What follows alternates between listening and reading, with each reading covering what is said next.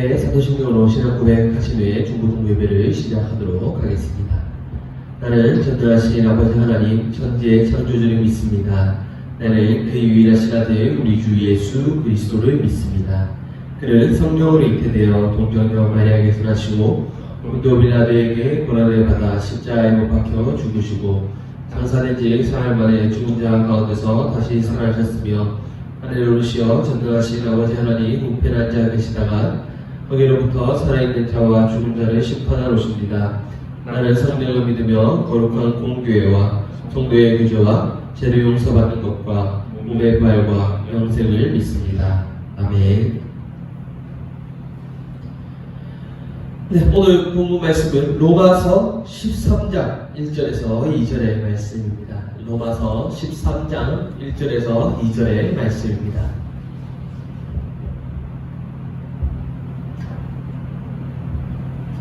네, 제가 읽도록 하겠습니다. 각 사람은 위에 있는 권세들에게 복종하라. 권세는 하나님으로부터 나지 않음이 없나니 모든 권세는 다 하나님께서 정하신 바라. 그러므로 권세를 거스르는 자는 하나님의 명을 거스름이니 거스르는 자들은 심판을 자취하리라. 아멘. 네, 10월입니다. 명절이 이제 끝났고요. 맛있는 거 많이 드셨는지 모르겠습니다. 네. 우리는 지난달에 문화라는 것에 대해서 이야기를 나누었습니다. 그래서 좋은 문화도 있고 우리가 받아들이는 문화가 있다는 것을 배웠습니다. 그 문화들은 비기독교 문화도 마찬가지지만 기독교 문화에서도 좋은 문화, 나쁜 문화들이 분명히 있다라고 말씀을 드렸고요. 우리는 이 문화를 잘 구분을 해야 한다는 것을 배웠습니다. 그리고 더 나아가서 그리스도의 문화를 배우고 살아가야 한다는 것을 여러분들에게 말씀을 드렸습니다. 그리고 이 기독교 문화, 좋은 기독교 문화를 비그리스도인들에게 전달할 수 있는 세상의 소금과 세상의 빛의 역할을 해야 된다는 것을 여러분들에게 말씀을 드렸습니다. 지난달에 이제 저희가 이렇게 문화에 대해서 배웠고요. 이번 10월달 BC의 주제는요, 사회 질서입니다. 교회에서는요, 하나님의 말씀을 이제 가르치고 있죠. 그리고 그렇다 보니 하나님의 말씀을 잘 지키라, 이렇게 이제 이야기를 합니다. 그런데 사람들이 이 말씀을 너무 잘 따르려 하다 보니 교회 밖에서의 생활을 좀 멀리하는 경우가 생기는 것 같아요. 교회면 대라는 그런 생각들 말이죠. 왜 이런 경우들이 생기느냐? 교회 밖에서는 아무래도 하나님의 말씀과 좀 맞지 않는 그런 생활이 많거든요. 그런 문화들도 많고, 그렇다 보니까 세상 교회 밖은 위험한 곳이야 이렇게만 생각하고 끝내버리는 사람들이 많기 때문에 이제 이런 일들이 생기는 건데, 그러나 우리는요, 교회 안에뿐만 아니라 교회 밖에서도 생각하는 사람입니다. 우리도 교회 밖에서 살고 있잖아요. 학교만 가도 그럴 거고, 학교만 가도 교회에 다니지 않는 그런 사람들이 너무나 많고요. 사회에서는 더 마찬가지고 이제 그럴 겁니다. 그래서 우리는요, 오늘 주제인 사회 질서에 대해서 상당히 많이 좀 생각을 해보아야 합니다. 왜냐하면 우리는 교회 안에서만 생활하는 사람이 아니라 밖에서도 생활하는 사람이기 때문에 그렇습니다. 그래서 오늘 사회 질서에 대해서 이야기를 하면서 여러분들이 많은 생각을 좀 가지셨으면 좋겠습니다. 오늘 본문이 읽어보니까 어렵습니다. 그래서 제가 세 번역 성경으로 다시 한번 읽어보도록 하겠습니다. 13장 1절 2절입니다. 사람은 누구나 위에 있는 권세에 복종해야 합니다. 모든 권세는 하나님께로부터 온 것이며 이미 있는 권세들도 하나님께서 세워주신 것입니다.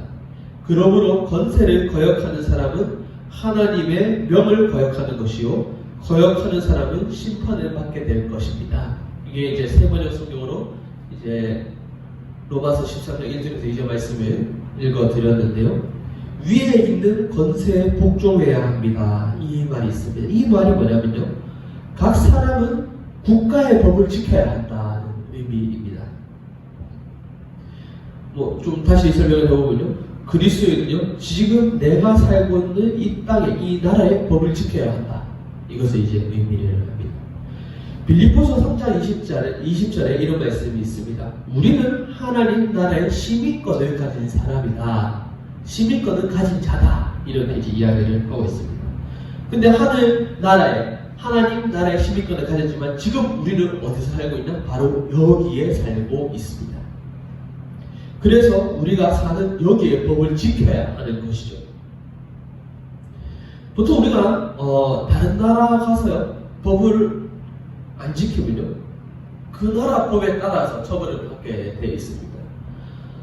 아우토반이라고 독일의 고속도로 이제 이름이 아우토반인데 아마 잘 아실 겁니다. 뭐 시속 300km 달려도 상관없고 시속 오토바이도 고속도로에 들어가가지고 막 200km씩 막 밟고 막 갔다고 하더라고요.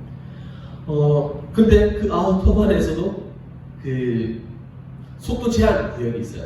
어떤 데는 50km 말 가까이, 왜냐면 말 가까이 300km 다니면 시끄럽잖아요. 그렇다 보니까 그 근처에는 뭐 속도 제한 50km 혹은 뭐 100km 이렇게 제한이 되어 있는데 만약에 거기서 속도 제한 줄 모르고 밟았다가 걸렸다 이래 됐을 때 우리는 어느 나라 법을 따라야 하느냐? 그 독일에 있는 그 나라의 법을 따라야 합니다.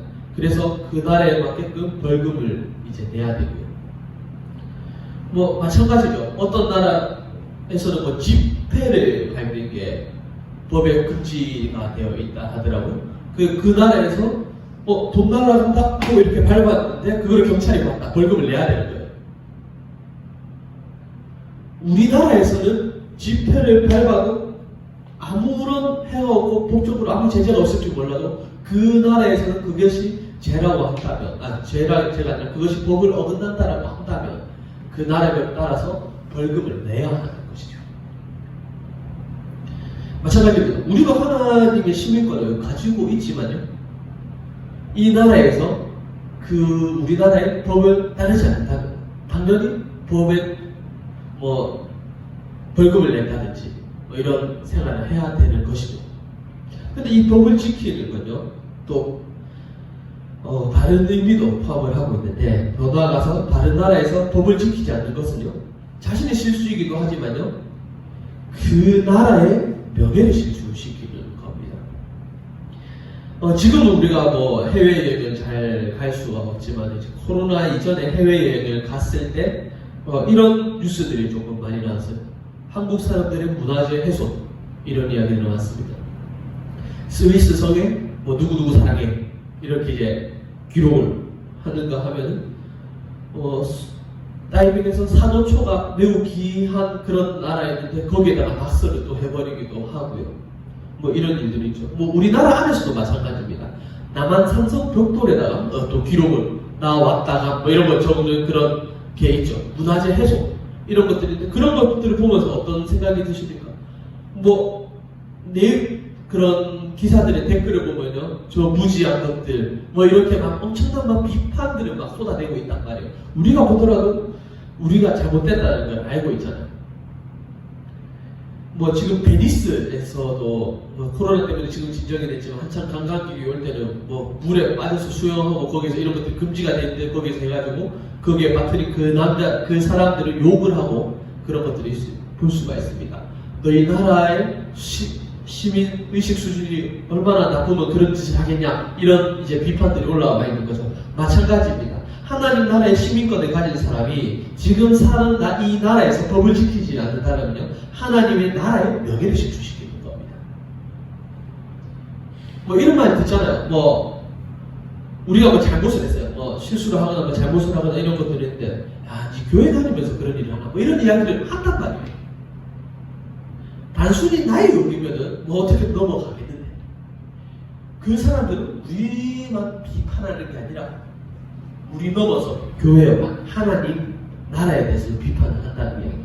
그렇기 때문에 우리는요, 우리가 우리나라의 법을 지키지 않으면 결국 하나님의 나라의 명예를 실추시킨다는 것을 이제 꼭 기억을 해야 한다는 것입니다. 근데 그럼에도 불구하고요, 우리가 나라의 법을 지킬 수 없는 그런 경우도 있습니다. 무엇이냐? 바로 하나님의 법과 나라의 법이 반대될 때입니다. 예를 들어서 뭐 나라 법이 전혀 그럴 일 없겠지만, 예를 들어서 너 도둑질을 해야겠다 뭐 이렇게 했을 때 하나님 법하고 반대가 되잖아요.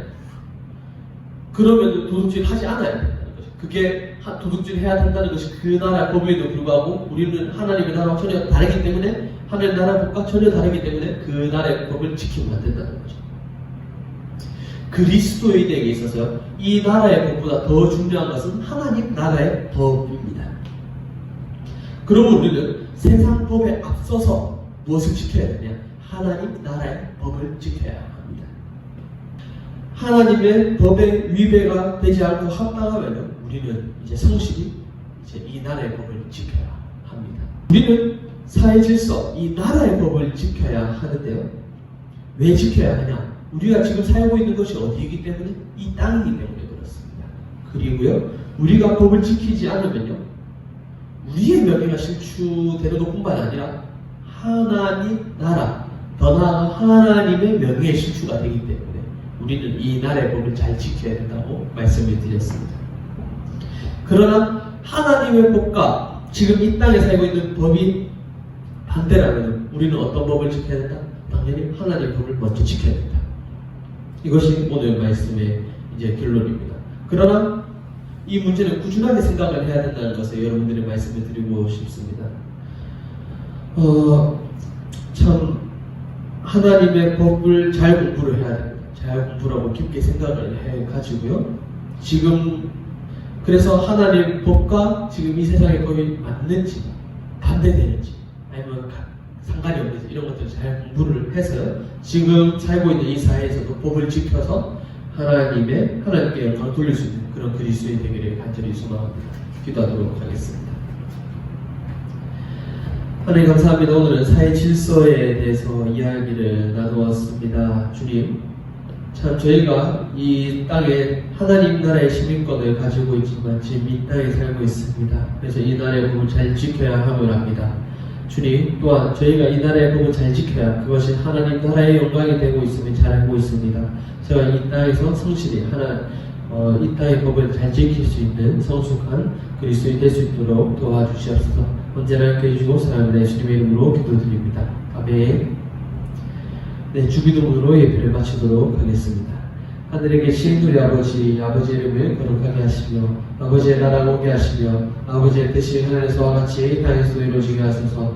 오늘 우리에게 필요한 양식을 주시고 우리가 우리에게 잘못한 사람을 용서해 준 것 같이 우리의 죄를 용서해 주시고 우리를 시험에 빠지지 않게 하시고 악에서 구하소서. 나라와 권능과 영광이 영원히 아버지의 것입니다.